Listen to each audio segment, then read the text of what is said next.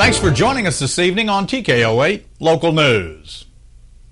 2 people have been arrested and 1 is at large in separate cases involving the sale of methamphetamine to a confidential informant. According to Izard County Sheriff Tate Lawrence, Jesse J. Carroll of Calico Rock, Arkansas, was charged with selling methamphetamine to an informant near Calico Rock schools. Selling near certain facilities, including public schools, carries an enhanced penalty with it. In separate incident, 49-year-old Teresa Ann Lawrence is charged with a Class B felony after she sold methamphetamine to an informant as well. She was released after she posted a $20,000 cash bond. Another separate incident involves a man who is charged but has yet to be arrested. 23-year-old Corey Daniel Bennett of Melbourne, Arkansas, is wanted after he delivered meth to an informant on 2 separate occasions. The sales were near but not on the campus of Ozarkia College. The sales also involved prescription pills, hydrocodone, and other medications. Bennett faces 4 felonies, 2 pertaining to the location of those deliveries. Boone County Sheriff Mike Moore is wanting to notify the public of a change of address for a known sex offender. In compliance with the Arkansas statutes, community notification is being provided about the following convicted sex offender. Jerry Spears, who is a level 2 sex offender, has moved from a residence on Sansing Holler Road to a residence on Mulberry Road in Boone County. Spears was convicted of computer child pornography and sexual indecency with a child. Spears is currently wanted by law enforcement, and this notice is not wanted, I should say, but this notice is given for the purpose of community awareness and public safety. It's a jail sales tax election day here in Boone County. While we don't know the official results until tomorrow at this time, early voting showed a small percentage of total voters participating. All 14 polling places across the county are open today, and while no early or absentee election results can be released until all polling places are closed across the county, records in the county clerk's office show the voters over the age of 55 comprised the largest number of votes cast as of Monday, which was the last day of early voting. All total, 1,148 votes were cast in early voting, which represents only 5% of the registered voters in the county. We'll bring you the results at tomorrow's early news time.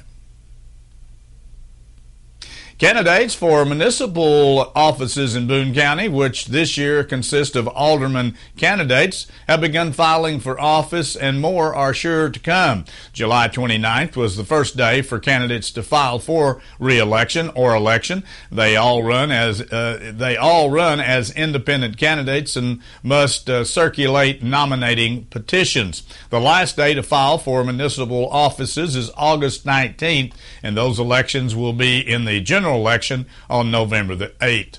The deadline to register to vote is October the 10th. In Harrison, Brian Herring filed for re-election in Ward 1, Position 1, and Mary Jean Kreger filed for her seat in Ward 1, Position 2. Joel Williams filed for re-election to Ward 3, Position 1. David Wilson filed for Ward 2, Position 2, which is the seat currently held by Johnny Savage. Officials say Savage didn't plan to seek re-election. Ward 3, Position 2 Alderman Bill Boswell had earlier announced he would also not seek re-election. In other filings, Chris McNew filed for Seat 8 and Donald Tomlinson filed for Seat 9 on the North Arkansas College Board of Trustees. A public hearing is scheduled for this Thursday night regarding a proposal for a new taxi service in Harrison.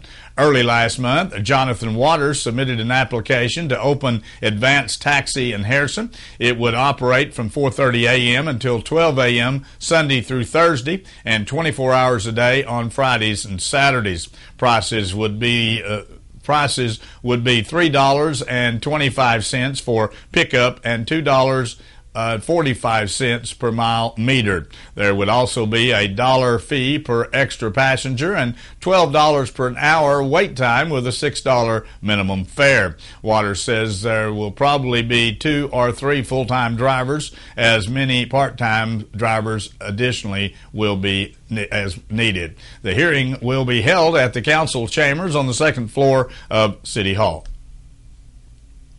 Stay with us. Be back in a moment. We'll take a look at some headline news from around the region as TKO8 News continues. Saving you money is what they do best at Edwards Grocery, and this week's specials really do that. Selected varieties, Michelinas or Zappas frozen entrees, only 79 cents. Whole fryers, only 79 cents per pound. USDA ground beef, only $1.59 per pound with a family pack.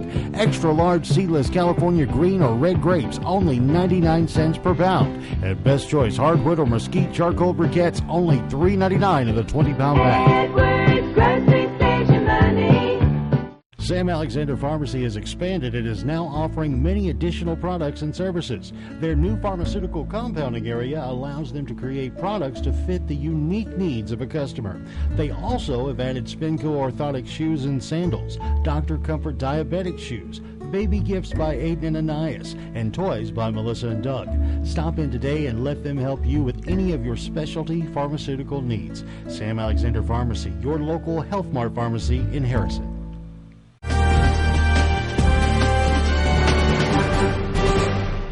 A statewide program to screen some new welfare applicants for drug use has led to 5 people being denied government benefits over a 4-month period, according to Department of Workforce Services data. The data released this week from the department showed that it tested 2 applicants since it began administering the test on April 1.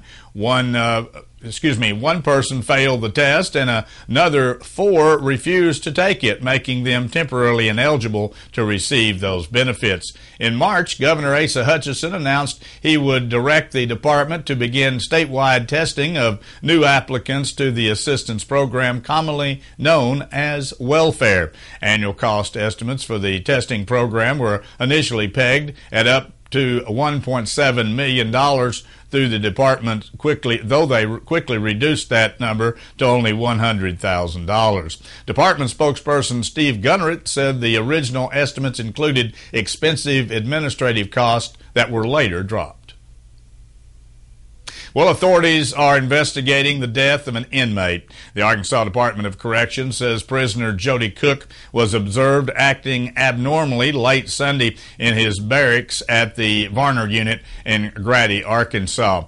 Cook was sent to the unit's infirmary and then taken to a hospital. Cook was pronounced dead Monday around 7:30 a.m. The Arkansas State Police will investigate that incident. Correction records show that Cook was serving a sentence for rape. The Arkansas-Oklahoma Gas Corporation is being acquired by a privately held holding company. Fort Smith Company says that it will be acquired by Summit Utilities, which owns and operates natural gas distribution subsidiaries in Colorado, Missouri, and the state of Maine. OAG serves nearly 60,000 natural gas utility customers in Arkansas and Oklahoma and has been owned by the family of the Whit Stevens for some 72 years. Summit provides natural gas service to previously underserved communities and will double its customer base through the AOG acquisition. The deal is expected to close in 6 to 8 months. According to a study conducted by the National Low-Income Housing Coalition, Arkansas is the 4th most affordable place to live in the United States for those who make minimum wage. The study showed someone making minimum wage would have to work 52 hours a week in order to afford an average rent for a 1-bedroom apartment. Those 52 hours are considered a small amount compared to the 124 hours needed in states like Hawaii. According to the report, the economics professor at the University of Arkansas, Mervyn Jabbar, says that they have known this for a very long time, and they have followed the statistics in the Springdale, Fayetteville, and Rogers region, and it is considered one of the most affordable metro areas in the country.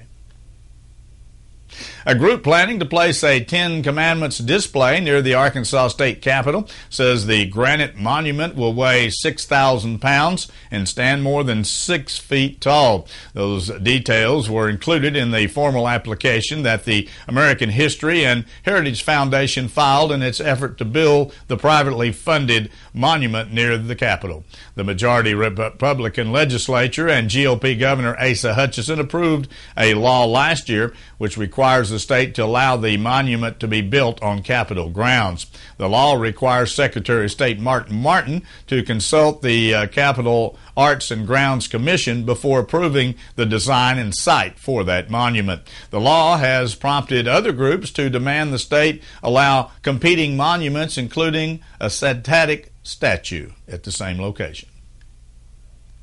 Before we take a look at the weather forecast for the rest of the work week, here's the way the stock market ended today.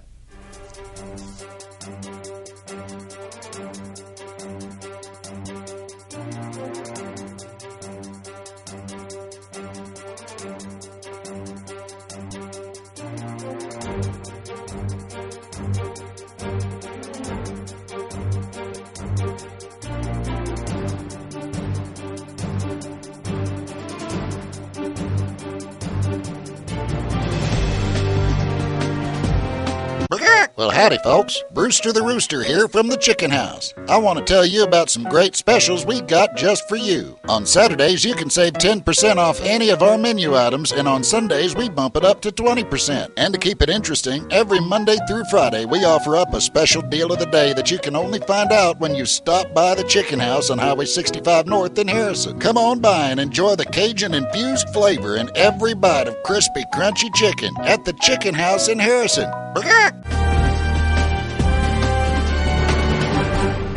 Well, if you've never been in a true sauna in your lifetime, you probably experienced almost the same today if you were outside. As a matter of fact, the humidity at about 70% and the actual temperature at 87 degrees this afternoon under mostly sunny skies put the heat index at around 93 degrees. It was a pretty rough day if you had to be out doing any activities to speak of. Normally, humidity is going to continue as the rain will continue as well on and off through the week, but looks like we do have some cooler air headed our way, at least by the weekend. Here's the way the temperatures look and the forecast for the rest of the work week. Again, tomorrow, about like today. On Wednesday, partly cloudy skies, thunderstorms in some parts of the viewing area, about 90 degrees with 50% chance of rainfall. Thursday, morning thunderstorms, particularly in the viewing area, 40% chance up to 91 degrees. On Friday, again, scattered thunderstorms in the area, better chance on Friday,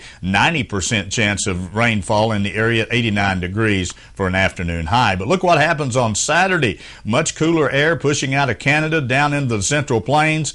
A high temperature on Saturday under partly cloudy skies, 78 degrees, 80% chance of rainfall. Likewise, Sunday, cooler air at 80 degrees and 40% chance of scattered thunderstorms in the area. So we're going to get some much cooler air coming in over the weekend if everything stays according to what the National Weather Service is telling us, at least right now. Stay with us. Be back in a moment. We'll take a look at sports from around the region as TKO8 News continues.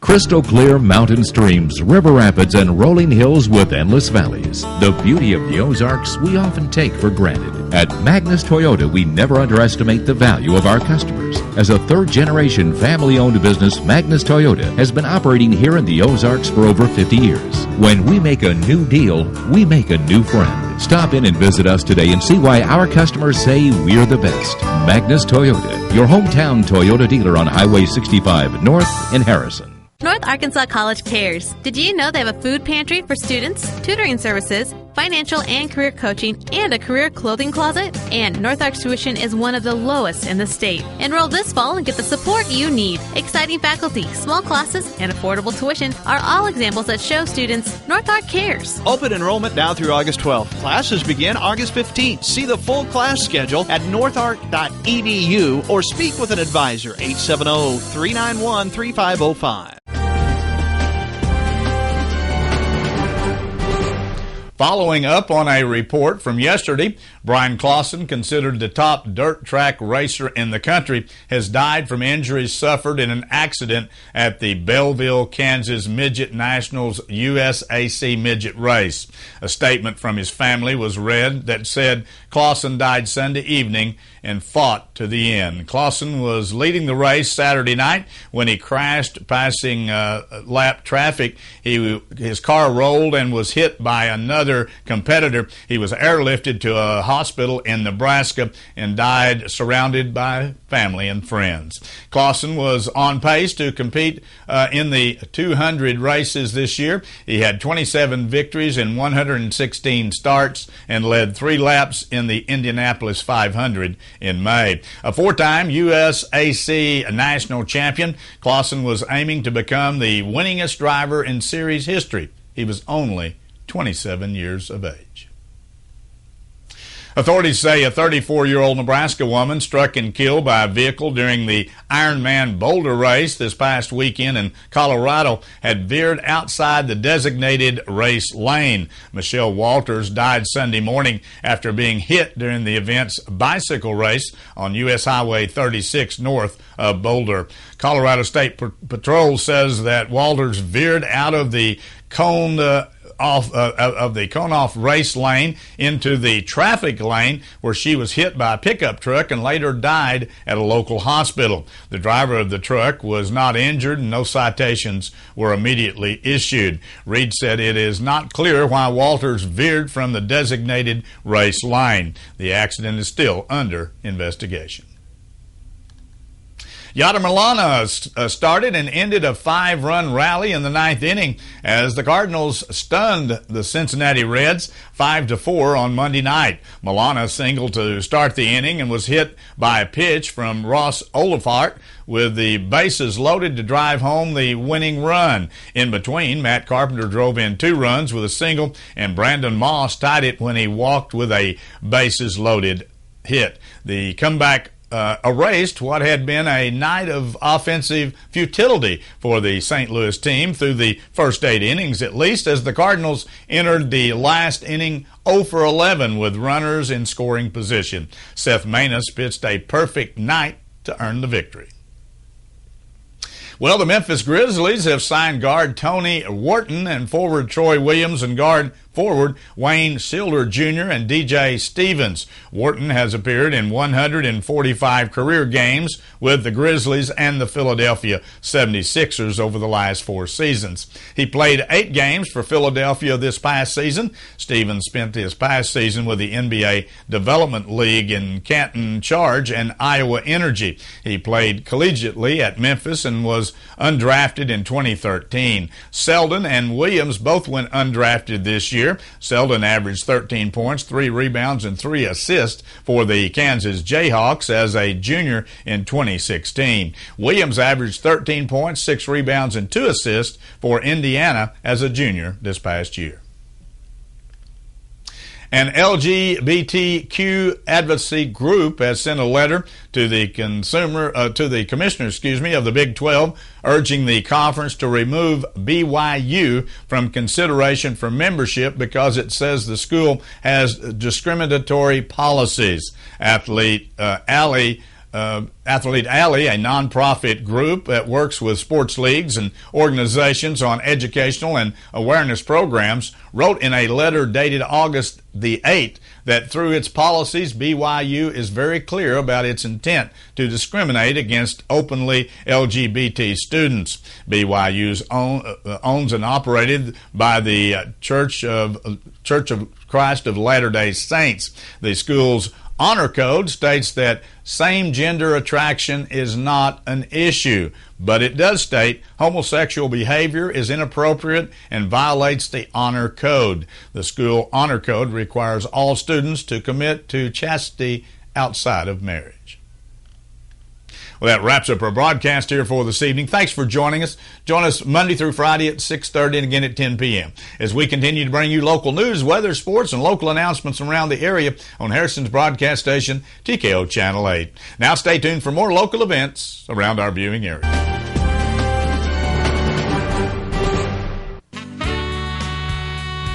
KTKO Channel 8 Harrison. Local television.